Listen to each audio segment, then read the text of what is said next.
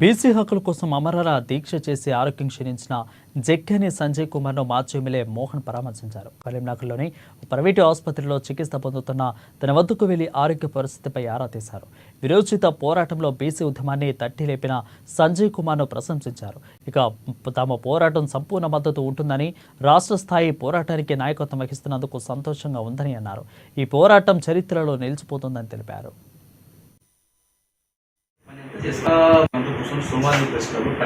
Government కనుక స్పందించుకుంటే 42% అని మీరు అన్నారు. 42 మంది ఆమరణ ప్రకటించిన తెల్లవారే మంత్రి పునః ప్రభాకర్ జయంతి సభలో కులగన్న చేస్తాము హామీ ప్రకారం ఏమో గవర్నమెంట్ కానీ ఆ వారం లోపల స్టార్ట్ చేస్తామని మంత్రి ప్రకటన చేసాం.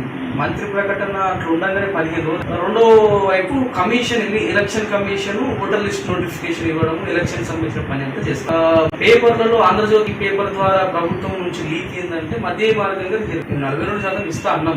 23 యాజిటీ చట్టబద్ధంగా ఇస్తాం, 19% పార్టీ పరంగా. అది మాకు అక్కర్లేదు. సో ఇక తప్పని పరిస్థితుల్లో ఎలక్షన్ కమిషన్ యొక్క పని అప్పగన్న పరిస్థితి